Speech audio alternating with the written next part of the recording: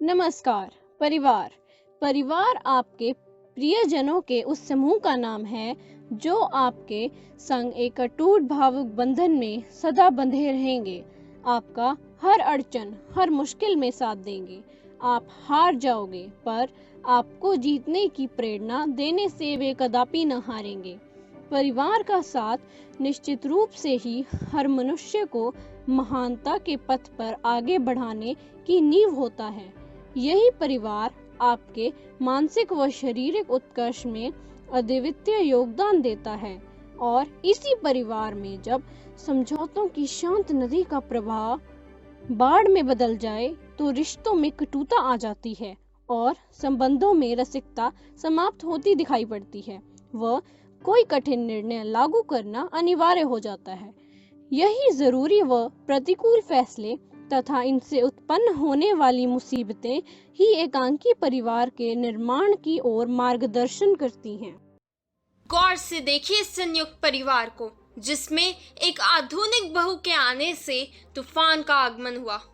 वह कुछ समय तक फैली अराजकता के पश्चात ही कई संघर्ष के बाद अमन का प्रवेश हुआ। आइए देखते हैं कि इस परिवार की छोटी भाभी की उस तूफान के बाद क्या मनोदशा है। क्या सब कुशल मंगल है? उनके परिवार पर क्या प्रभाव पड़ा? इन प्रश्नों के उत्तर जानने हेतु बने रहिए श्रीमती दीप्ति द्वारा प्रायोजित गपशप शो पर कैमरामैन अक्षत और साक्षात्कारकर्ता मुदित के साथ। नमस्कार। आज हम एक ऐसी प्रभावशाली महिला का साक्षात्कार लेने आए हैं जो अपने सुखी संयुक्त परिवार को एक रखने के लिए हर संभव प्रयास करने के लिए तैयार है। तो मिलिए छोटी भाभी से। धन्यवाद जी, धन्यवाद। पर भाई साहब जरा थोड़ा जल्दी करिएगा, मुझे अभी रसोई में जाके रोटियां भी बनानी है। ठीक है भाभी जी, थोड़ा जल्दी करूंगा। तो पहले तो आप हमारे दर्शकों को अपना थोड़ा सा परिचय दीजिए। आप हैं कौन? मैं एक संयुक्त और विनीत परिवार की सदस्य हूँ। हमारे घर के तने यानी कि दादाजी ने अपने छोटे बेटे के साथ मेरा विवाह बड़े धूमधाम से करवाया था। और हाँ, इस परिवार ने मुझे एक जेठ और 2 बहनों जैसी भाभीयों का साथ दिया है। भगवान की कृपा से मुझे तो प्यारे प्यारे बच्चों का साथ भी मिला है। और हाँ, परेश की शादी हुई है कुछ ही दिन पहले अभी। अरे वाह, बधाई हो भाभी जी। तो आपके घर में एक नई बहू भी है। क्या नाम बताया आपने? बेला। परेश का विवाह बेला के साथ हुआ है। वैसे उसका नाम का अर्थ तो चमेली है, पर भाई साहब फूल नहीं कांटा है वो, कांटा। अच्छा भाभी जी, ऐसा क्या कर दिया बेला ने? हमारे दर्शकों को उसकी व्यक्तिगत खासियतों का वर्णन तो दो। अरे रहने दीजिए भाई साहब, क्या क्या बताऊं। वो देखो, जब देखो तब है ना अपने परिवार की बड़ाइयां करने में लगी रहती है, मानो जैसे उसका यही एकमात्र काम रह गया हो। मुझे तो ऐसा लगता है कि वो खुद को श्रेष्ठ और हमें निम्न साबित करने में लगती है। माना कि वो लाहौर के बहुत प्रतिष्ठित खानदान से है, पर उसे किसने अधिकार दिया हमें निम्न साबित करने का? मैं आपके परिवार में कुछ तनाव महसूस कर पा रहा हूँ। आप तनाव के कहते हो? बेला तो हमारे शांतिपूर्वक तालाब में ईंट सी गिर गई है। जब से आई है अराजकता मचा रखी है। पता है, उसने हमारी बरसों पुरानी काम करती हुई मिस्रानी को काम से निकाल दिया। उसका नाम रजवा है। अरे भाई साहब, किसी से पूछा नहीं, किसी की सलाह मशवरा नहीं लिया, बस निकाल दिया। ऐसा कर वो करता है, मतलब हद मचा रखी है। तुम्हें तो काम करना ही नहीं आता है। जाओ, मैं कोई और मिष्ठानी ढूंढ लूंगी। हम 5-10 दिन में काम सीख लेंगे। हमें कह दिन हुए हैं आपका काम करते हुए। मैं खुद कर लूंगी। अभी तक बैठक की सफाई करनी आई नहीं, 5-10 दिनों में क्या सीख जाओगी? 10 साल से यह मिष्ठानी घर का काम कर रही है, घर की सफाई करती है, घर के बर्तन मलती है, घर के कपड़े धोती है।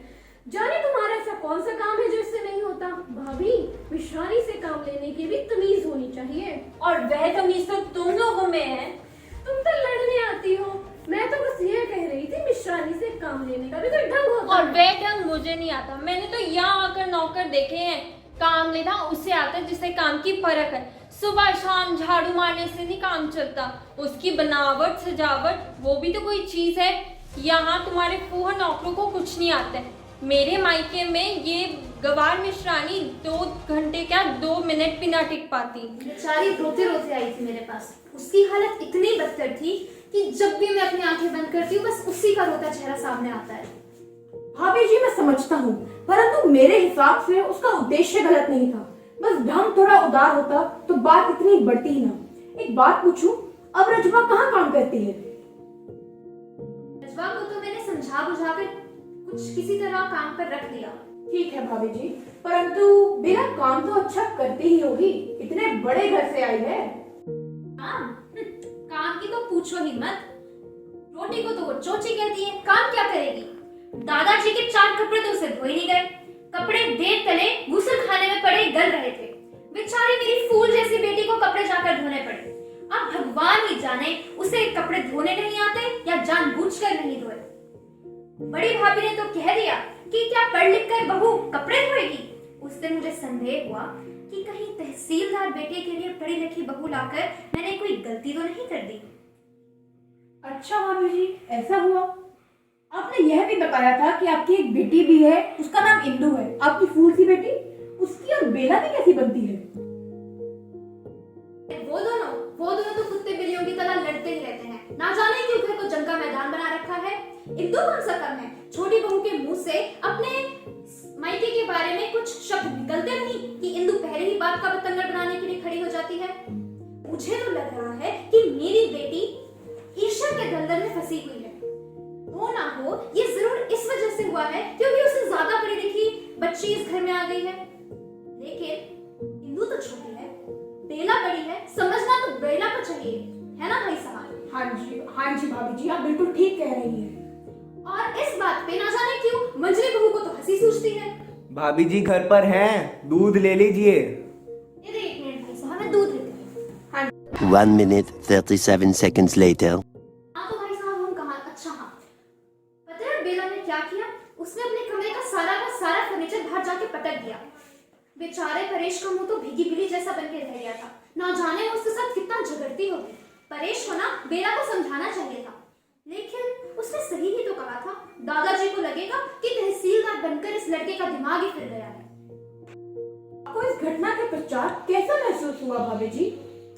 ना जाने बेला अपने आप को कहाँ की बेगम साहिबा समझती है जो हमारे इस फर्नीचर पर बैठने में उसे शर्म आती है। मुझे तो उसके इस व्यवहार पे बहुत दुख हुआ। मेरे अनुसार तो बड़ों का आदर करना, अपनी रूखी को दूसरों की चोपड़ी से बेहतर समझना और छोटों को प्यार देना ही हमारे दादाजी के वटवृक्ष की मूल्य जड़ें हैं। इन्हीं मूल्यों के अनुसार तो हमारा परिवार जुड़कर रहा है। दादाजी और एक बरगद का पेड़, इन दोनों के बीच में क्या संबंध है? दादाजी हमारे इस परिवार को एक बरगद के पेड़ की भांति समझते हैं, जिसमें वे खुद इस परिवार की रीढ़ की हड्डी, पेड़ का तना है जो बरसों से हर एक तूफान का सामना करता आया है। हम इस परिवार की शाखाएं हैं जो हमारे छोटे छोटे पत्ते यानी कि हमारे पोतों का ध्यान रखती हैं। अरे वाह भाभी जी, दादाजी तो बहुत ही मूल्यवान सदस्य हैं। और हाँ, उनका नाम भी तो मूलराज है। चलिए विषय पर वापस आते हैं। अपनी बेगम साहिबा के बारे में कुछ और भी तो बताइए। बिल्कुल, ना तो महारानी को वस्तुओं की कदर है, ना ही इंसानों की। कुछ दिन पहले ही मेरे जेठ जी मलमल के थान और रजाई के अबरे लेकर आए थे। महारानी ने क्या किया? उन्हें साफ इनकार कर दिया। ना जाने क्यों इनकार कर दिया। उसे मानती हूँ मैं कि वो आधुनिक कारीगरी के नहीं थे, पर इनकार करने की क्या जरूरत थी? अब आप ही बताइए। मेरे ख्याल से करमचंद जी को जरूर अपमानित, तिरस्कृत या निम्न महसूस हुआ होगा। बेला को स्वीकार कर लेना चाहिए था। तो चलो और कुछ। बेला ना गलतियों की पुतली है, पुतली। इतना क्या कम था जो उसने परेश से कहलवाकर दादाजी से बाग वाले घर की भी मांग कर दी। हमारे बरसों से चले आ रहे इस कुटुंब को तोड़ने की इजाजत उस कल की लड़की को किसने दी? उसको एक कुसुझाव का अधिकार किसने दिया? नहीं देना चाहिए था ना। पता है, जब मैं इस घर में आई थी मुझे भी काफी सारी मुश्किलों का सामना करना पड़ा था, पर आज की पीढ़ी को तो व्यक्तिगत स्वतंत्रता की इतनी बड़ी है कि समझौता करने के लिए तो कोई तैयार ही नहीं होता। मैं समझता हूँ, परंतु अगर हम बेला के विचारधारा को सोचें तो बेला अपनी जगह गलत नहीं है। वो एक कांकी परिवार से आई है, उसे संयुक्त परिवार में पीड़ा हो रही है। कोई बात नहीं, तो आप लोगों ने इस बेला नामक समस्या का निवारण कैसे किया? इस समस्या का निवारण बहुत अनिवार्य था और हमारे घर के वृक्ष का तना, हमारे दादाजी इस उत्तरदायित्व के लिए बिल्कुल तैयार थे। तो क्या किया उन्होंने? बैठो बेटा, मैंने आज तुमको यहाँ एक विशेष अभिप्राय से बुलाया है। मुझे सुनकर बड़ा दुख हुआ कि छोटी बहू का मन यहाँ नहीं लगता है। दादाजी, तू बेटा, मुझे अपनी बात कह लेने दो। मुझे यह जानकर बड़ा दुख हुआ है कि छोटी बहू का मन यहाँ नहीं लगा। दोष उसका नहीं, दोष हमारा है। वह एक बड़े घर की बेटी है, अत्यधिक पढ़ी लिखी है और सबसे आदर पाती और राज करती है। यहाँ वह केवल एक छोटी बहू है, एक का आदर करना पड़ता है। बेटा, बड़ा वास्तव में कोई उम्र से या दर्जे से नहीं होता। बड़ा तो बुद्धि में होता है, योग्यता में होता है। छोटी बहू उम्र में ना सही, अकल में हम सबसे निश्चय ही बड़ी है। हमें चाहिए कि उसकी बुद्धि से, उसकी योग्यता से लाभ उठाएं। मेरी इच्छा है कि उसे यहाँ वही आदर सम्मान सत्कार मिले जो उसे अपने घर में प्राप्त होता है। सब उसका कहना माने, उसमें परामर्श ले और मैं प्रसन्न हूँगा यदि उसका काम भी तुम लोग आपस में बांट लो और उसे पढ़ने लिखने का अधिक अवसर दो। उसे अनुभव ही न हो कि वह किसी दूसरे घर में, किसी दूसरे परिवार में आ गई है। एक गुप्त विचार प्रकट करूं तो फिर बेला को एक अनुचित लाभ जरूर मिला। उसे हमें समझाना चाहिए था, उसे बढ़ावा नहीं देना चाहिए था। उसे अपने घर के तौर तरीकों के साथ रूबरू कराना चाहिए था। अगर हम गलती को बढ़ावा देते हैं तो गलती बिगड़ती ही जाती है। गलती को नजरअंदाज नहीं करना चाहिए। आपके विचार बिल्कुल उचित है, परंतु अगर आप इस परिवेश में होती, आप दादाजी की जगह होती, तो आप क्या करती? मैं होती तो उसे और समझाती, उसे परिवार में रहने के लिए प्रेरित करती, परंतु अपने व्यक्तिगत विचारों को प्रधान मानकर इस बरसों से चले आ रहे इस वट वृक्ष की तरह कुटुंब को दरार डालने वाली मैं कौन होती हूँ? मैं अपने इस परिवार को जोड़ कर रखने के लिए किसी भी सीमा तक जाने में सार्थक हूँ। इसीलिए मैंने दादाजी की बातें मानी और बेला को आदर सत्कार दिया, उसे पढ़ने लिखने का समय दिया और रजवा के लिए सिफारिश तक की। जो आपने बेला को इतना ज्यादा, इतना अधिकतर आदर सम्मान दिया, उससे क्या उसकी जिंदगी में, आपकी जिंदगी में, बेला के स्वभाव में कोई बदलाव आया? कोई अच्छा बदलाव? आप बदलाव की बात करते हैं। बेला को तो पूरा हृदय ही परिवर्तित हो गया। जाने अनजाने में दादाजी का यह कदम बेला को पूरी तरीके से बदलने में कामयाब रहा, विजयी रहा। आप जानते हैं, बेला अब काम में दिलचस्पी दिखाने लगी है। उसे परिवार का महत्व भी समझ आ चुका है। मेरे हिसाब से दादाजी को पहले से ही आभास हो गया होगा कि औपचारिक व्यवहारिक व्यक्ति में परिवर्तन लाने में एकदम सार्थक है। निस्संदेह दादाजी बड़े दूरदर्शी आदमी थे। बेला के बारे में क्या आप कुछ अंतिम 2 शब्द कहना चाहेंगी? एक तरह से बेला के चर्चों का सार ही बता दीजिए। बेला बहुत बड़े परिवार की एक समझदार बेटी थी, परंतु उसकी बुद्धि तो उसके घुटनों में थी। पर हाँ, ससुर जी का बुद्धिमान समाधान उसकी बुद्धि को उसके दिमाग तक लाने में एकदम सफल रहा। अब बेला सबके साथ मिलजुल कर रहती है। अब तो मुझे अपनी चुनाव पर पूरा गर्व है। और हाँ, मैं दादाजी की सूझबूझ के लिए भी बहुत आभारी हूँ। भाभी जी, मैंने 2 शब्द कहे थे, 2 अनुच्छेद नहीं, पर बहुत आनंद आया आपके साथ वार्तालाप करके। अपने इस अनमोल समय के लिए धन्यवाद। आज 9 बजे हमारे गपशप शो पर अपना साक्षात्कार जरूर देखिएगा। अलविदा। धन्यवाद। आप ही बताइए। आप बोलो ना। हाँ। इस परिवार की रीढ़ की जाओ, मैंने निकाल दी।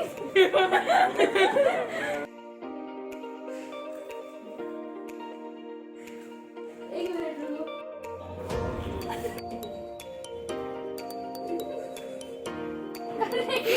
क्यों नहीं है? तुम्हें तो काम करना नहीं आता है। क्या बताया?